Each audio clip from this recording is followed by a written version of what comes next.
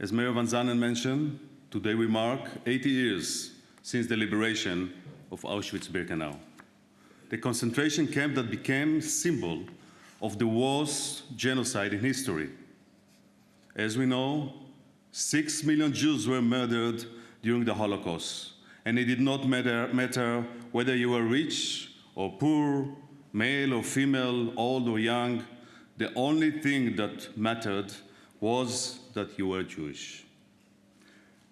The majority of the Jewish population here in the Netherlands perished in the Shoah, and unfortunately most of the Jewish communities in this country ceased to exist.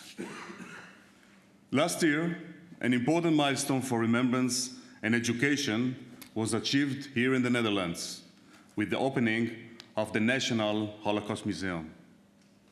Commemorating the horrors of the Shoah and educating new generation is of great importance to make sure we never forget. As the late writer and Holocaust survivor Elie Wiesel said, "Without memory, there is no culture. Without memory, there would be no civilization, no society, no future."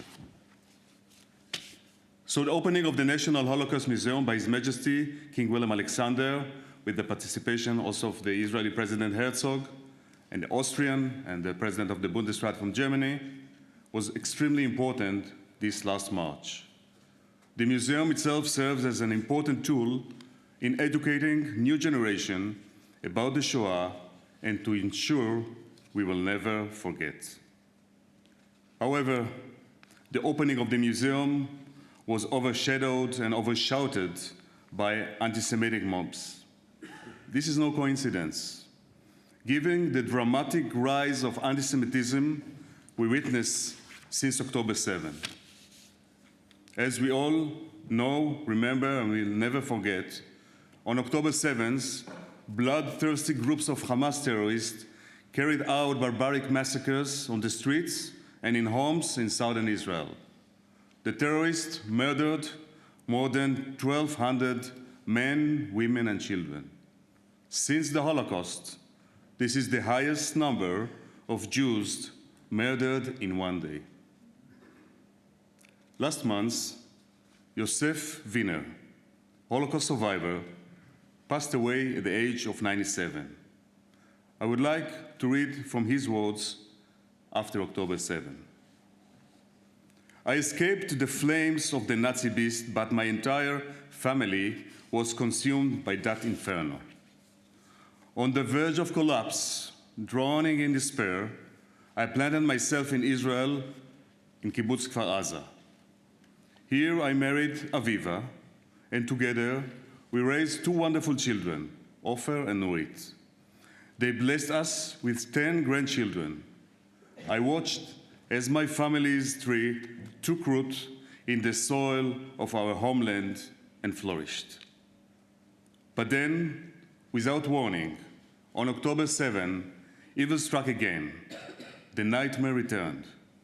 My beloved grandson, Yav, was murdered while protecting his wife, Shaili, and their newborn daughter, Shaya. And my precious granddaughter, Hadar, along with her husband, Itai, were brutally killed while shielding their 10-month-old twins, Roy and Guy. Once again, I find myself depleted, drowning in sorrow. This time, there is no earth left for me to hold on to."